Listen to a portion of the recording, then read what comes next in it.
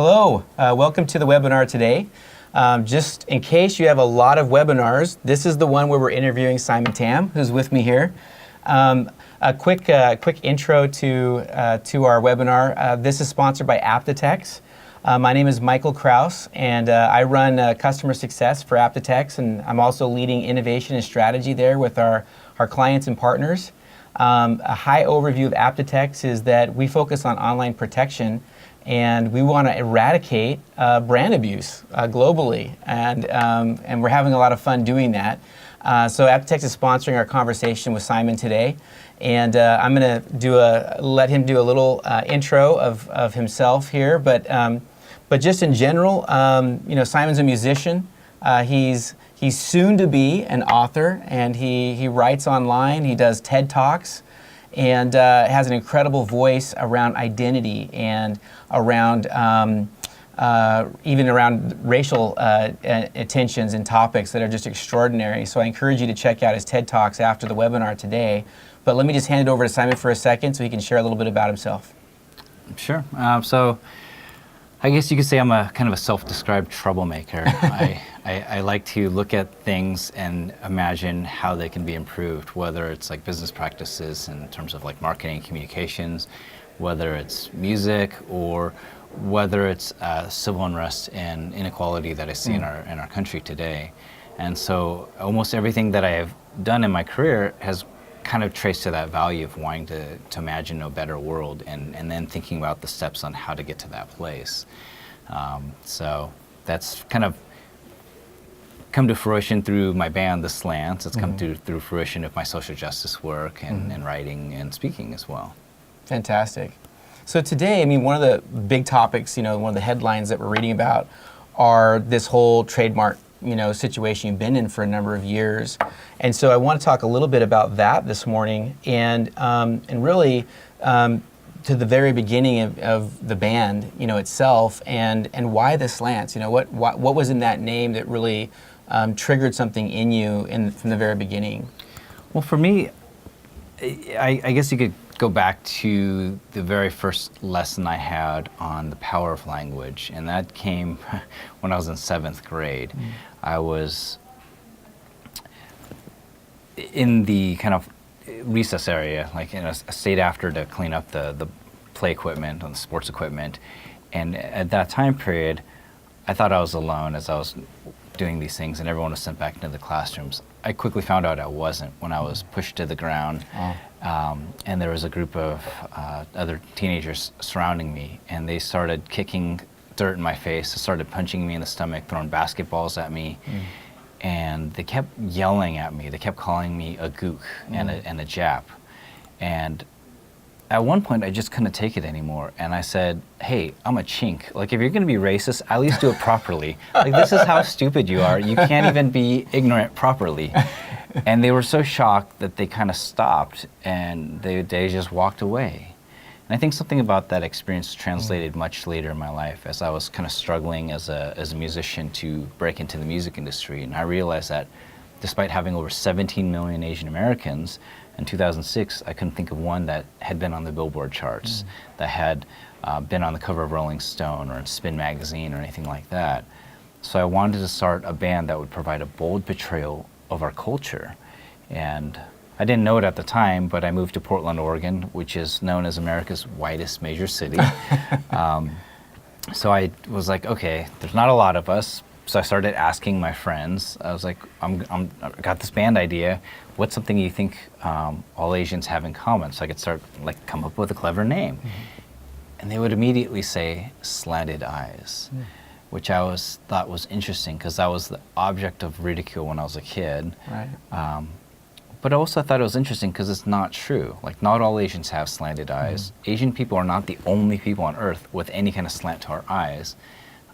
But I thought we can share about our slant on life, our perspective of what it's like to be people of color in this country. And on top of all that, the Slants just sounds like a cool band name. It does. So I was like, like a Debbie Harry would front this band. So I thought, what a great way to do this. And we turned this kind of area of our lives that many Asian Americans share this experience of like shame, we turned it into a badge of pride. We made it about self-empowerment in an arena where we generally were not visible at all. So that there's power in claiming an identity. There's power in saying like, this is something that our community's decided to do. And like, if you want to like, if you're not sure if it's okay or not to call us Slants, you have to check in with us first. So it's a shift in that power dynamic. Right. That's got to be empowering. I mean, just in general for the band and for your fans and for the people that follow you. I mean, that's awesome. I mean, well, to give you an idea how far back this goes, like I used to get messages on myspace.com and kids would write letters, like heartfelt letters about how they were bullied in school, but now they have someone that they can be proud of. They're like, I've never seen anything like this. Now I know I can actually pick up a guitar and play in a rock band. And, you know, we've helped a lot of kids through like participating in anti-bullying programs and anti-suicide programs, just because there's power in claiming that identity, that you get to dictate what's best for yourself. You don't have to rely on what other people perceive you to be. And there's just something to be said for that, because throughout our entire lives as people of color, we have to have a hyphen in front of us. We can't just be Americans. We're Asian Americans or Chinese Americans or whatever that might be. And all of a sudden we can say, you know what, we're going to slow this down and say, like, we get control of this instead. Fantastic. So now the label that was used against you is now empowered to work for you. Yeah. That's fantastic. So as you're going through these early years with the Slants, at what point did you consider like, we should trademark this, we should register this or protect this? How did that come about and why? So that came about 2009, and this was the result of two things. One, an incident that happened. There were two other bands calling themselves the Slants after we started, one in Colorado and one in Arizona. And our fans went to a show in Tucson, Arizona, thinking it was our band, but it was a different group. And when they found out, they got upset and they asked the venue for a refund. The venue owner's like, you paid to see a band called the Slants. You saw one, so we're not gonna help you out. There was nothing I could do about it other than telling people, like, these are our tour dates, don't go to the wrong dates, which is kind of a really ludicrous way like to go about it, because that's a lot of confusion in the marketplace when there are three bands of the same name. Right. A friend of mine who's an attorney heard about this, and he knew that we were getting a lot of attention. NPR did their first story about us. You know, had nothing to do with trademarks at that point. It was about how there was an Asian band turning stereotypes upside down while building this geek army, because we were playing anime conventions. And he said, hey, as you're doing this, you should register your trademark. Like, this is something that's really common for bands to do. And I was really skeptical of it. I was like, this sounds really expensive. And he's like, no. He's like, it's a few $100, and in like 6 months or less, this whole process will be over. Easy, simple. Yeah, it turned out a little differently for us. And it's kind of funny because I remember that first conversation with him a few months later. It was about 3 months in after we sent everything in. He says, hey, Simon, we got a problem with your application. And I was like, oh, I probably checked the wrong box or supplied the wrong information. And he's just like, no, all that's fine. He said the trademark office is denying your registration because they said the Slants is disparaging to persons of Asian descent. And I took a second and I was like, wait a second, does disparaging mean what I think it means? And I was like, wait, are they saying we're racist to Asian people? And he says, yeah, basically. And I'm like, I didn't even know there was a law against this. What does it say? And he proceeds to recite Section 2A of the Lanham Act, which says you can't register marks that are considered scandalous, immoral, or disparaging, but not just what's considered any of those things by the general population, but by the reference groups, so in this case, Asian Americans. Right. And I said, okay, well, we just did this tour across North America, 180 shows for Asian American festivals. Who did they find who was offended by our name? And he said, nobody. Nobody, but they did quote urbandictionary.com, and they used a photo of Miley Cyrus pulling her eyes back in a slant-eyed gesture. And I was just like, you got to be kidding me. And he's like, no, I'm looking at Miley Cyrus right now. It's a pretty offensive picture. I'm like, I know the picture. Asian Twitter was all about that. We've talked about this. And he just thought, oh, I think they're just misplaced. But if we appeal, I think we'll be okay if we just kind of correct them on the issue. That's interesting. So there was shock, around the denial. Clearly it's like it didn't make sense. And then the sort of the evidence or the proof they used seems almost laughable, But the denial itself, and I know you're still working through the appeal process and the timeline, but that must have been just a strange, where you're having victory around the label, you're changing the power flow both, on both sides. So then now there's this denial from a government source. Yeah, which was really ironic because the government was using our band to reach out to Asian American communities. So it just felt like they just don't get it. They don't know what we're doing. And why are they using stuff that's not acceptable in a junior high classroom in a federal court of law? That was something that I couldn't wrap my head around. Right. And I was just like, is anyone actually keeping these people accountable? Like this random guy in the trademark office didn't bother to check in with any Asian American organization. And to this date, after 8 years of struggling, they still have not contacted a single organization about who we are. Wow, so there's still work to be done to help that office understand and connect with the right people groups to be able to do that. If they have to differentiate on those Lanham Act, they need to have that connection to be able to do it correctly. Yeah, but they don't. They get 30 to 60 minutes to review an application. They might throw it in Google real quick, and that's it. And then they're not trained in cultural competency. They're certainly not trained in the entire breadth of the dictionary and how words evolve over time, especially in regards to identity politics. And the overwhelming majority of the people making those decisions don't come from marginalized identities, so they can't actually understand what that experience is like. They don't know how degrading it is to be bullied as a kid for having slanted eyes, or for having, like, my own teachers call on me in math class, assuming I know the answer because I happen to be the Asian kid in the class, the Asian kid with a C in algebra, but yet somehow, like, they thought that was okay.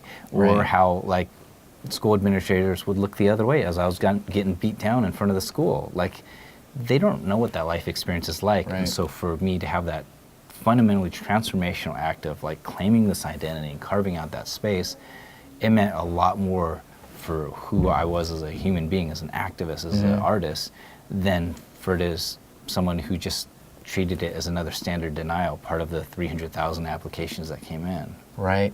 The other thing you mentioned, I think, on a recent TED Talk was around the idea that because you were Asian is how they connected it as disparaging, versus other approvals for Slants that they weren't Asian, so they were able to get it, and that you yourself. Correct. That to me, that seemed like such an irony, I mean, as part of the kind of appeals process as we went through this process over the years. So we originally started out appealing in a very traditional sense. There are some pretty well-known cases in this arena. Heb Media, which is a Jewish publication, they were a magazine who tried to register marks for T-shirts and events. They were denied. And then the more popular case is San Francisco's Dykes on Bikes, a lesbian motorcycle club who were originally denied registration on their name. So we followed their example, and they got community groups to vouch for them, letters from executive directors of numerous groups. They showed examples in the media, especially from their communities. So for us, we got like 20 examples of Asian American newspapers, every single one in the country, every Asian American blog supporting us. And then we also talked to the trademark office, and they're like, if you can get us a national survey, then we don't see why there's any reason to deny this. We got them a survey from two guys who actually wrote multiple books on surveys. And it showed that up 92 to 96% of Asian Americans supported our use of the name. Wow. Which was really powerful because the only survey ever conducted in the history of this law was against pro football. And in pro football's case, they found that 33% of Native Americans found the name Redskins to be disparaging. And in that instance, the trademark said 33% is not a substantial composite of people. So therefore they continue to protect the football team's name. In our case, I was like, in a worst case scenario, 8% think our name is disparaging, and they're like, hold on a second, that's now a substantial composite. Wow. So they changed the standard for us to continue to deny us. And finally, we scrapped all of it and we said, hold on a second. Instead of asking, like, maybe we're asking the wrong question. Instead of saying we're not offensive to ourselves, we're saying, wait, why are you saying it's offensive to begin with? Why this application? Because when you look back at trademark history, I'm the only one in all of U.S. history to be denied a registration for Slant on the premise that it's offensive to Asian people. Right. So what is it about this application that's different than everyone else? Right. And that's when the trademark office said, it is incontestable that the applicant is of Asian descent and part of an Asian band, thus the association with the racial slur. And so they decided to prove how we were not only Asian, but we were like super Asian. They're like, you got photos of Asian people all up on your website, you have dragons and rising suns on your album cover. How can anyone not associate this with a racial slur? And I was like, first of all, we're using the artwork of our respective cultural heritages. Like, that's something we're proud of. That's part of our identity. Number two, I can't change my imagery of the band. That's our like literal face, like pictures on our website. That's my band. That's me. Like, you can't change our ethnic identities. Right. So I was forever tarnished. And so we would ask him things like, okay, how many Asian members of the band does Simon need to fire and replace with white people before it's acceptable? You know, what about people who are like half Asian? Are they, is this okay? And like trademark offices just ignored all of that. And they're like, well, that's not exactly what we meant, but we're just saying if any band with the same imagery applied, it would be acceptable or not acceptable. But I'm like, but you can't change our imagery. Right. And so that's how they kind of worked around this, you know, using our race to deny us rights kind of argument. That is unbelievable. Well, then, so you're in this appeal process that lasts many years. What's the impact, you know, on you and on your band members and on your work, you know, and your family? What's that been like for the last eight years or something like that? Yeah, I mean, it's a lot of ups and downs. I mean, thankfully we had an attorney who was extremely generous and did the work pro bono. And especially when he moved to a larger firm, Archer, they were extremely generous and took care of like the lawyer fees, billable hours. We were still responsible for everything else, which I didn't know it at the time, but there's something called appellate printing, which is like the courts don't allow you to just walk down the street to Kinko's or to your friend's printing company. Right. You have to use a court-approved printer. So I would be getting printing fees like copies and binding, which you know is not very much, but it'd be like $3,500 or $6,000 for copies. Wow, that's a lot.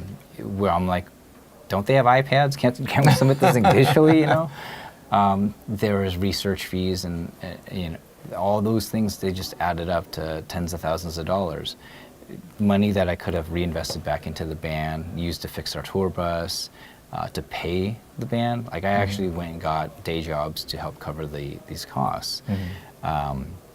So part of the cost is like, yes, there are actual legal fees involved that I was responsible for, but a much greater cost is like losing 12 band members during that time period. Wow. A much greater cost, something that I'm still facing today, is being accused of being founded by Dan Snyder, that I somehow have this secret alignment with a football team that I find disgusting. And so part of that cost is being accused of being a racist on a regular basis.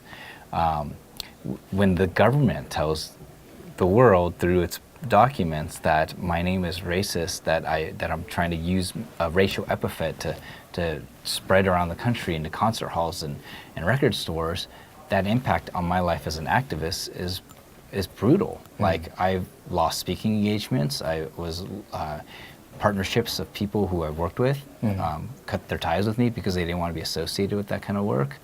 It wasn't until we kind of countered with a really hard-hitting messaging campaign telling our story that we started seeing things sway the other way. Right. And all the while, the government's still using us. Like the month before we went to the Supreme Court, I got an email from the White House asking us to go on a campaign and to support a project with President Barack Obama and to appear with Michelle Obama, Jeremy Lin, all these kind of notable figures for an anti-bullying campaign. They called us champions of the Asian American community. And I'm just like, yo, Barack, can you pick up the phone and make a call? Because like I'm going to the Supreme Court next month over this nonsense. Need some help, yeah. Yeah, and it was just like whenever the government needed us to do anti-racism work on their behalf or to reach Asian Americans to do things like increase voter engagement or step it up with anti-bullying campaigns, they happily called on us. But at the same time, I was just being slammed by the USPTO and Department of Justice who were suing us, taking us to the Supreme Court because of a misunderstanding or because they're afraid that this would turn into a political controversy. Right. That's amazing. So during this process, how many times a year about were you in court? Did you have to travel for court, and what was that just logistics like?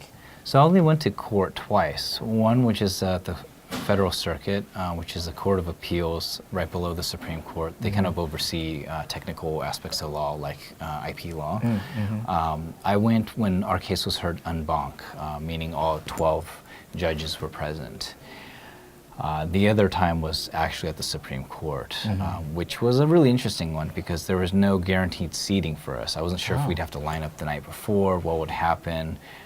But luckily our law firm helped get us tickets so that we can actually go and be there. And I thought it was really important for the justices to actually look at the people they're making decisions about. So that's why we made it a point to go there. And the only way we could afford to do that was actually a crowdfunding campaign. So people were really great about donating money to help take care of our airfare so that we could actually go in and be there in person. Other than that, it was just a lot of like phone calls, a lot of emails with my attorneys. So I didn't actually meet my attorney, Ron, for the first 5 years I worked with him. Wow. The first day I met him was like an hour before I was due at court. Wow. And is he in D.C.? Is that where he was located? Or? New Jersey and New York. Oh, okay, gotcha. Their offices, yeah. So we all met up in D.C. for both those times. That's incredible. So what was it? Was there a point where you felt like giving up? Like, that's not worth it, I'm done with this? Or was it such a momentous sort of situation that you sort of were pulled through it? Well, there were many times where I wanted to give up. And the first time I wanted to give up was probably about 2010, when I thought, there's nothing that we're doing that's going to work. Like, what's the point? Like, I'm just spending thousands of dollars in law, despite having, like, incarceration camp survivors tell the government how much it meant, like, that we were doing what we were doing. Right. Despite community surveys and every single Asian American media source in the country backing us up, the government still said, hold on a second, UrbanDictionary.com says it's offensive, like a wiki joke site. And then they started using falsified articles saying that one of our concerts is canceled due to outrage over the name. It never happened. We actually had the steering committee write them a letter explaining that they canceled because logistics, they couldn't have a concert that year. Yet the government still proceeded to perpetuate that lie. At that point, I was like, there's no swaying it. This isn't even worth it. Why am I fighting this thing? And my attorney, the one who originally helped me with the application, said, you know, we've been doing a lot of research into this. And it looks like you're not the only person fighting this. Like, this law has been used unjustly against people, and it has a disparate impact. It's primarily used against people who are people of color and members of the LGBTQ community, because those tend to be the groups that reappropriate language, which makes us prime targets for this law and the way it's like interpreted. So whereas they would give the benefit of the doubt to somebody who had no connection with this label, whenever one of us was too Asian or too queer or too Jewish, like, we would be denied. That's amazing. And so at that point, I was like, this can't stand. Like, this law's got to go, or we got to set a precedent or do something. So we appealed. And especially when I found out that they said it was precisely because I was Asian, I thought, no, this can't be true. And I started doing research, and every single slur that you can think of for an Asian American exists as a registered trademark now. But whenever an Asian applied to do it, to reappropriate the term, to inject pride, they were swiftly rejected. And then same thing with nearly every other term you could think of. Whether it was a potentially sexist, homophobic, racist term, like whenever it was reappropriated, we were almost always denied unless we somehow slipped under the radar. And when for me, I thought the law is not working, number one, because like if the government truly cared about fighting racism and using the trademark office as a vehicle to do so, why didn't they begin by canceling the registrations of the KKK and other white supremacist groups? Right.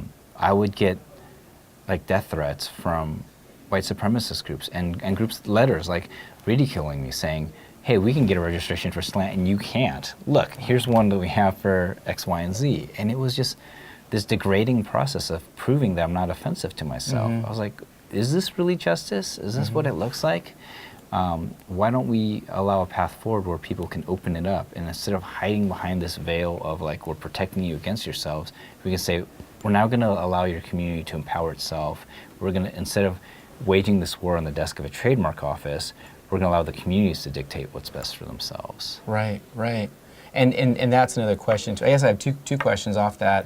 One is about the community. I think you've watched a community sort of come to bear around you through this, and I think I'd love to hear a little bit more about that. And I think the other part that I was curious about is, so you got the favorable decision through the Supreme Court. What happens on the government side? I mean, is there an authority or a position there that is looking at these issues and is teaming with you or partnering with you, or is there an assurance that these things will be addressed moving forward? So in regards to the community, that was a big part of it. I didn't want to do this in isolation. That's not how we reach like equitable results. So I traveled to 34 different states and got the support of over 140 social justice groups, including a lot of folks from the Asian American community, certainly, but also Native American Confederate tribal leaders, folks from all different identities, because I wanted to speak with them very candidly about the effects of the law, should we prevail, and what would happen. And the overwhelming majority of people said, yes, you need to go for this, because like having your rights denied based on your race is literally racism, and that's a worse form of racism and discrimination than someone throwing around a racial slur, especially since they can do that whether they have a registered trademark or not. Right. And we saw that our communities were denied the ability to provide satire, social commentary, parody, like things that are essential for democracy, like irony and wit. Like we need these things. Right. And they said, like, move forward. So that was the reason why I kept going, was because like these principles that I was trying to fight for, and then the encouragement of folks. Like I would get letters from business owners and other artists who had suffered at this law and who didn't have the resources or the will to fight. Right. And so they were constantly writing me like, please do this. Like I have a chance to actually do this project, this nonprofit, this and so on. Post-decision, no, the only mechanism is that the Supreme Court issued the ruling, and then they sent a copy of that to the trademark office. To this day, we still do not have our trademark registration. We're still fighting. Shows pending? Is that what the status is? It's still pending, and how long it will take, I'm not exactly sure. They finally released, it's called publishing it for opposition, a time period where people say, no, we're using the Slants as a musical act. And we were doing it first or something like that. So it was published, and so now we're just kind of still waiting out those final steps. That's amazing. So curious, so where are you at today? I mean, like the band, you've gone through 12 band members and all these changes. You had a day job, so being a musician wasn't your primary for a season. That was my nights and weekends job. Yeah. So now what? I mean, do you feel like things are starting to maybe shift back to normal? And have you stayed in contact with the band members that decided not to take part in this difficult time period? So I'm still friends with the overwhelming majority of former band members, and they're really proud that they were a part of that history. Even though they weren't necessarily directly involved with the case, they knew what I was fighting for. Some of them preferred a different focus in terms of their artistic career, so certainly, can respect those decisions. Now we are focusing back on our music, so we're in the studio recording another album. We're still using our art to drive attention to issues we care about. So on our most recent tour, which was a 6-week tour across the U.S., we were sharing a song called Anthem, which is a kind of a song calling for accountability for violence through the police, police brutality, and we're just saying, like, look, we should, as a community, look more closely at these examples. We did release a little EP earlier this year called The Band Who Must Not Be Named. Right, excellent. And it had a song on it that we dedicated to the trademark office called From the Heart. But it's like one of those like really sincere messages, like, look, take a look at what we're doing and take a look at what that impact is, whether you recognize it or not. We need to actually take a closer look. So we're still kind of writing music like that. We'll be back on tour shortly. So pretty much the entire month of September, we're going to be traveling around the country, coast to coast, playing at rock and roll venues, law schools, and IP law associations, kind of sharing our story and sharing our music.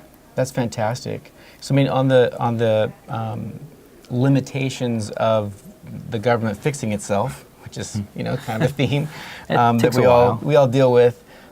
We talked about earlier about your post, your media post on read the comments, and we talked about community and where real change takes place in our country. And talk about that for a minute. I think that's just a really cool philosophy, and I'd like the audience to hear a little bit more about that.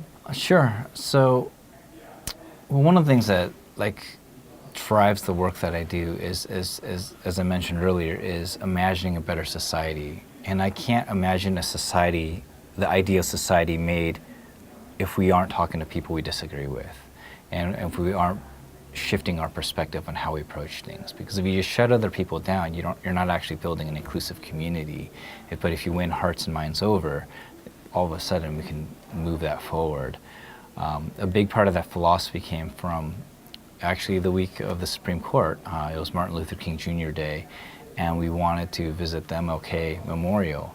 And as we were there and we were playing songs and actually singing with different people there was a quote that I saw, and it's one of my favorite quotes of his, which says that the moral arc of the universe is long, but it bends towards justice. And I started thinking more about it, and I was like, we should actually add a little footnote to that, because that moral arc does not bend on its own. It requires patience and persistence and community, people willing to fight for what they believe is right for this country, even if it suffers costs, even just safety, whatever that might be. We have to continue bending that arc.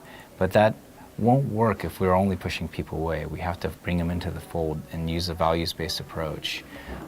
So going back to my TEDx Bend talk, which I shared this last May, that was after this cross-country tour of talking to folks, and a lot of people on different sides, many of whom disagreed with us at first, until we kind of shared our story of what it was like going through this process. For me, I believe it's really important to engage with those people and say, look, we don't actually have different values. Republicans and Democrats don't necessarily have different values. We have many shared values. We just have different interpretations of how to express those things in a society. So if we go back to focusing on what we actually care about, which is our families, our country, and wanting a place that actually serves everybody, and use that as kind of the emphasis around what we're trying to do, I think we're in a much better place than if we're mentally just thinking, I want to do whatever I can to shut the other person down. I want to win by overcoming this adversary. Like, the adversary shouldn't be other people or other communities. The adversary should be injustice. And like, what can we do to work together to achieve that? That's awesome. You had a story about your tour at the prison, and at the end of the concert, a man approached you. And there was a little exchange there that was really powerful, and I wonder if you could share that real quick. Sure. So this happened in 2011. We were actually invited to play at the Oregon State Penitentiary. well, as a Johnny Cash fan, I was really excited. Right. Like, this is amazing. And I didn't really think about what it would be like to play at a prison. A prison with one of the highest populations of white supremacists in the country. And even as I'm filling out these waivers, like, you know, you're not going to sue if you get maimed or killed. I was like, you got to sign this off to go to high school these days. No big deal. And it didn't actually cross my mind until we were going through security, where we were handed these bright orange neoprene vests. And we were like, hey, we wear like suits and ties and vests and things, and we were playing, could we take these things off? It's like really hot out there. Right. And the guard looks at me and he says, yeah, you could take them off, but if something goes down, those vests let us know who not to shoot. Wow. So I was just like, ew, can I get 2 of them vests? Because I don't want to lose Keep them mine. coming. But that's what kind of like set it in my mind, like, oh, this is a dangerous place. Right. We go out to this area called the Big Yard, a large football field, 30-foot high walls with sentry towers. You could see the machine guns and the searchlights up there. And the only thing separating us and 2,000 inmates is a thin line of tape. It said, "Police do not cross." There's bright orange safety cones. And I'm like, I don't know if they follow those instructions. That's why they're here, right? You know, and they're like, oh, everything's fine. Don't worry about it. But it was after we actually played this concert, and at first, like, people are kind of marginally paying attention. A few people are up front, but when we launch into a cover of "Paint It Black" by the Rolling Stones, a bunch of people run up and they start going nuts. I mean, they were just having the best time, and so we just kept playing, like 2.5 hours of playing at this prison. At the end, I'm actually hanging out by the safety cone and that police tape, and I see a group of people walk up, shirtless, and they're just covered in tattoos. And as they get closer, I start realizing what those tattoos were of. You know, the guy in front actually had across his chest emblazoned, it said "White Pride." And the thing that I thought was a little cute dove or something like that, it was a swastika on the guy's face. I mean, head to toe, they were covered in white, like neo-Nazi tattoos. The guy comes up to me, and I'm looking for a guard. He's actually breaking up a different fight. My band members, they're breaking down equipment, so they're not anywhere near me. The guy hands me a piece of paper and like a sharpened pencil, and he asks me for an autograph.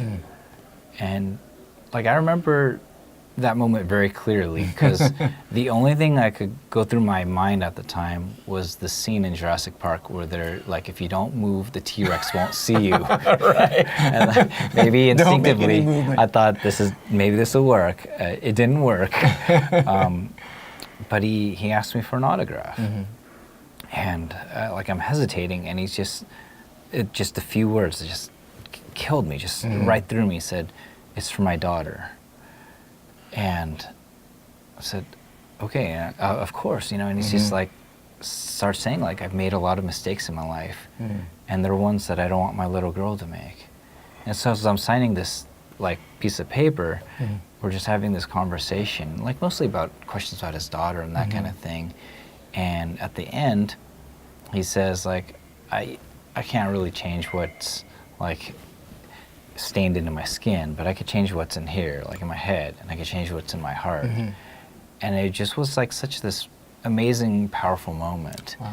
And he kind of drops this little nugget. He's just like, yeah, like, so when, it's kind of funny when someone that looks like you comes into the prison, me and my friends just take them out. And I'm like, what do you mean? I don't understand. He's like, you know, so like, we just take them out. The next day, maybe they won't be found anymore.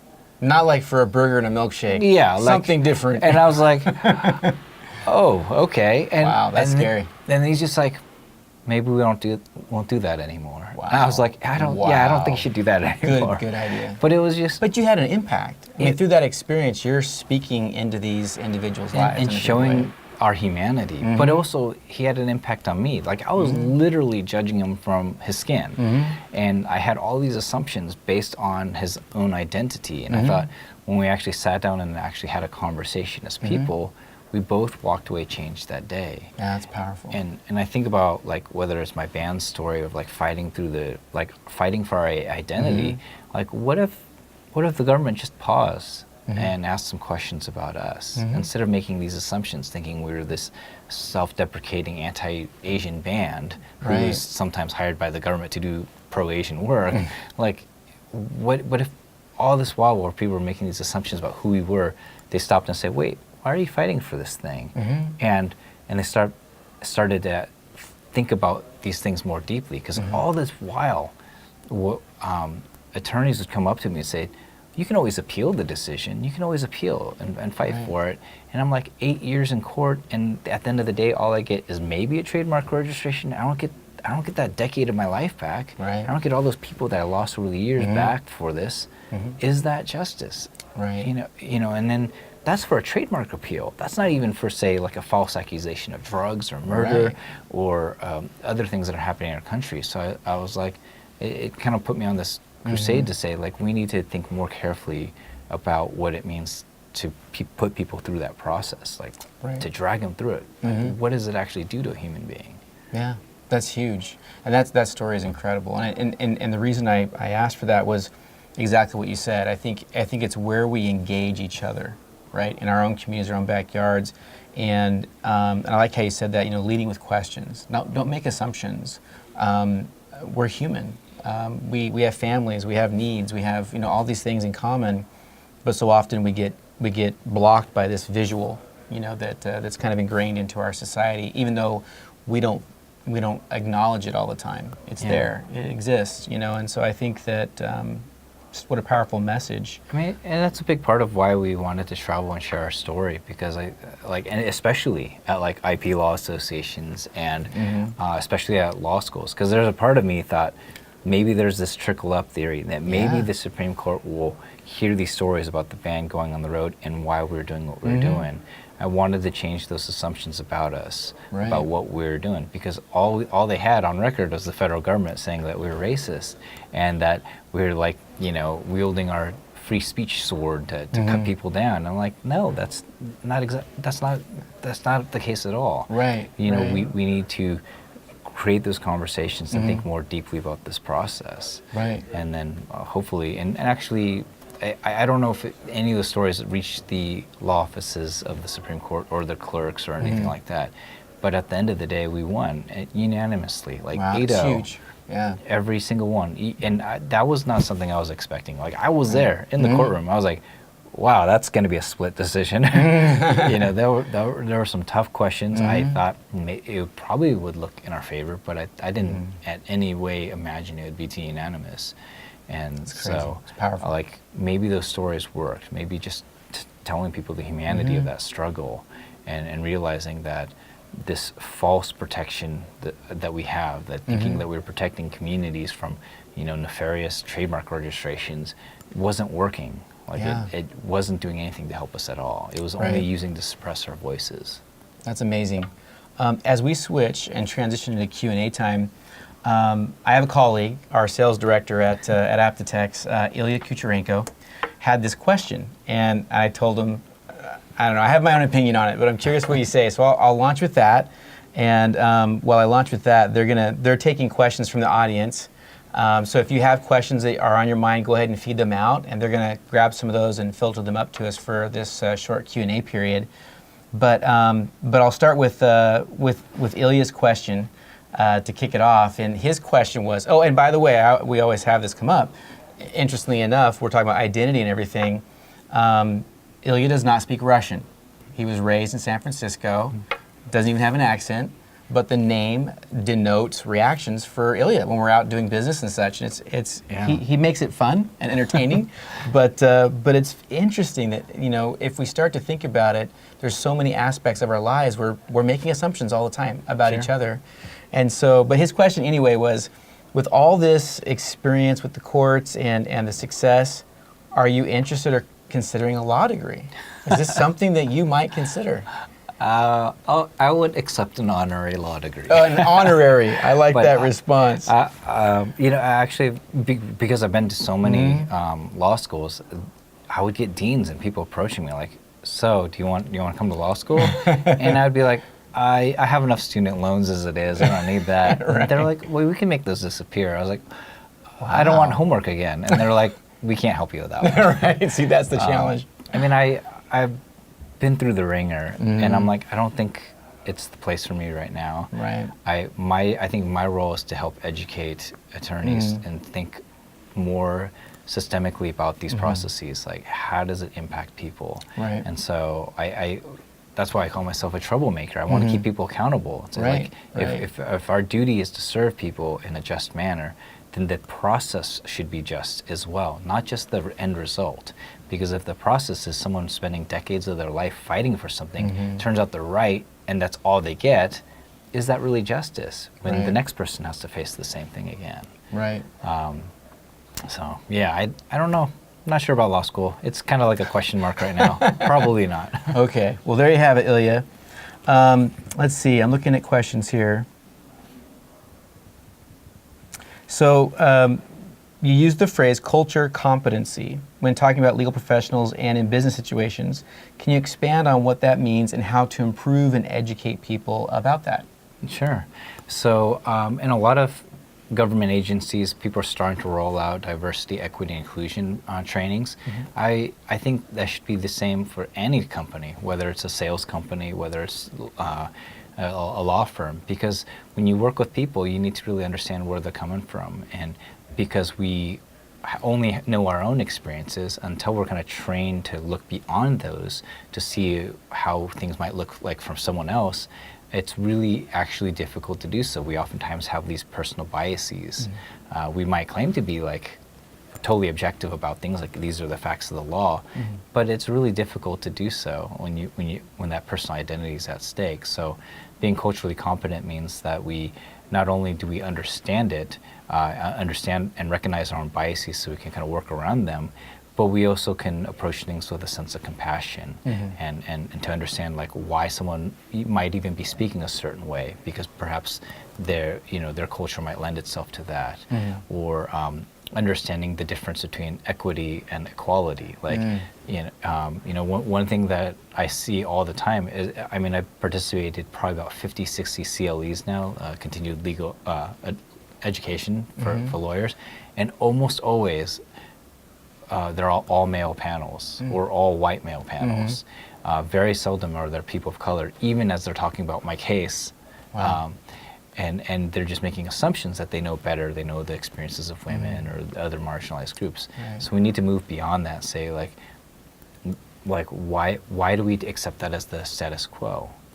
So there's a lack of inclusion. Correct. In all the people groups that we need to be including more and more for the conversation to be relevant. Yeah, and it's not just being diverse. Like, oh, we have a diverse set of attendees. Right. It means putting them in positions of leadership and listening to them and taking, like, actually accepting what they have to say as truth.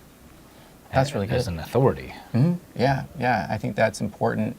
And I think too the part that I think is also important is like where can we engage? Like where you talk about the CLEs, are there other vehicles for education or other opportunities, to learn more about other cultures and be educated in that? I think there's no shortage of opportunities. You just Google this stuff and there's a wealth of resources.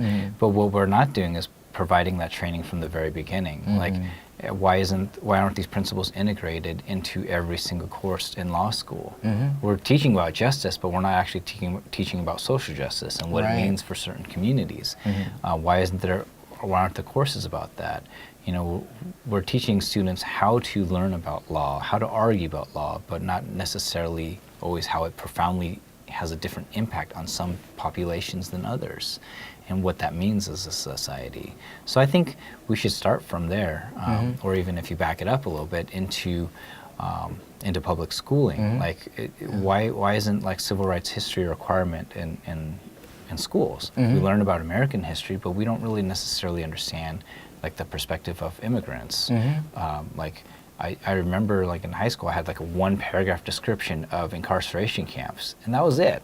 Like for World War II history. And, like, come to find out, that has massive repercussions across generations of people that in your family was locked up, put in concentration camps just because they happened to be descended from the wrong country, even though they're American citizens. Like, what does that actually mean? Major impact. Yeah. And disruptive to communities at every level. Yeah, but when you actually understand it, you can actually serve those communities better. And so I think it's it's not a distraction. It actually enhances our work. Yeah. No, I think that's really powerful. Here's another question. Right now, you'll be known in history for the Supreme Court win, but it's clear you're very passionate and insightful about identity. What's next for you? Where do you go from here, and how would you ultimately like history to remember you? Simon Tam from history. I don't really care about my legacy or how I'm remembered. I just want to try and do my best to take part in achieving justice. So, I was kind of over this case a long time ago, Right. like even as we were going to the Supreme Court. So nowadays I'm working on other areas and developing more equitable laws for the state of Oregon and for the city of Portland, trying to help advise them on how to work with marginalized groups and help people as they're developing policies and laws to think about that disparate impact component. Like, hey, we want to pass this great environmental regulation. I'm like, that's wonderful, but who's impacted? Who bears that burden? Who pays the cost? Is it going to be communities of color, low-income communities, small business owners? If so, maybe we should rethink that policy a little bit so that everybody can win. Right. So these are the things I'm working on now, and then of course kind of traveling and sharing the story. So hopefully it'll cause other people to rethink how we approach law in like that culturally competent, equitable manner. That's great. I think you mentioned Martin Luther King, and we think of Lincoln and other great voices from the past, and maybe it's less about a specific change and it's more about an awareness. That we're voicing the experience so that everybody understands from your perspective. And I think that's a proponent of change as well, is having a voice out there right now in these times that speaks that truth. Yeah, I think the system of discrimination is incredibly complex, and no one solution is going to take it down. Racism and sexism has been ingrained into our history from its very beginning, and it still is a prevalent problem today. So I don't claim to know the answers to that. I think I'm like a one small cog in that machine and trying to cause a little bit of disruption. And I think it requires people from many different levels in our society who interact with it differently to push, to start shifting that a bit. So I see my role as part of that, like a greater awareness, but I can't do it without like a whole community of people, and we certainly can't do it without allies and people in positions of power and influence who can help facilitate that change. That's good. I was thinking just a second ago about your concept around, and we were talking about the commenting, comments on social media and blogs, and that there's opportunities being missed to deal with some of these more controversial and disruptive issues because we're unwilling to dig down into the comments and deal with sort of the maybe a disruptive comment or an inflamed comment. And as a business, people are inclined to either screen comments so they never show up and then everything looks pleasant or agreeable, or just to flat out delete comments that they don't necessarily want to deal with. But what is the opportunity lost when they approach it that way? Yeah, I mean it's a lost opportunity for engagement, and I think that is detrimental. I think that's one of the reasons why we saw such a divisive election period. It's because we're so obsessed with looking at surface level issues. When you look at, say, my case, I think of kind of a metaphor of a tree. Like, racial slurs are not the root cause of racism and discrimination and pain. They're like a branch. If you just trim away at the branches, the tree is going to keep growing. You have to look at the trunk. You have to look at the roots, which is cultural institutions and prejudice and laws that are inherently biased and perhaps things that reinforce stereotypes and ideas. So it's only when you get at those things can you really truly get rid of like this inequitable tree. Right. And so that's why it requires like attention and detail, and that means kind of bearing through the discomfort of inappropriate comments, and it's oftentimes presented in a really terrible manner, and getting at the heart of it so that we can root out those evils. Right, and I like what you said too, because you said if we respond to those inflamed comments, even as a business, if we take the time to respond compassionately and willing to hear people out, and it provides an opportunity for us, even as an organization, so to speak, to represent this way of communicating that's more open and and more gracious. I mean, in a sense that we can have a better ending to these situations. I think it shines a very positive light on the organization that's willing to take that risk. But it's something to consider, you know, in the conversation. Another question comes back. You mentioned that you would be a published author soon. Is that part of the next steps? Is your book about your story, and when do you see that it will be available? So I actually have 2 books out right now, but they're on like marketing and they're on like music business. So they're the kind of things I wrote when I was in grad school.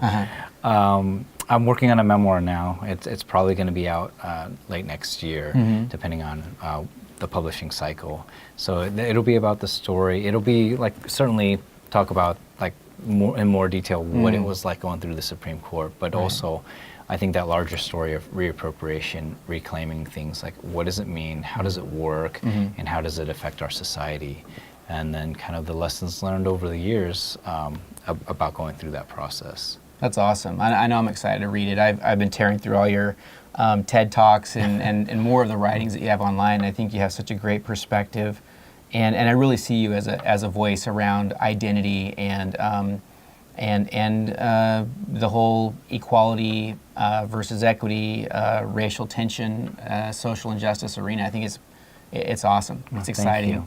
Thank you. And you're a rock star. I mean, it just can't get better. I'll pretend one. Well, I want to take a second and just thank our audience for attending. We really appreciate you showing up today. We'll have a link after this for you to be able to share with others and to come back and see it again if you want to. And then we'll schedule this actually as a webinar again, most likely on sort of a weekly basis where folks can interact with questions as well, even though it's a recorded event.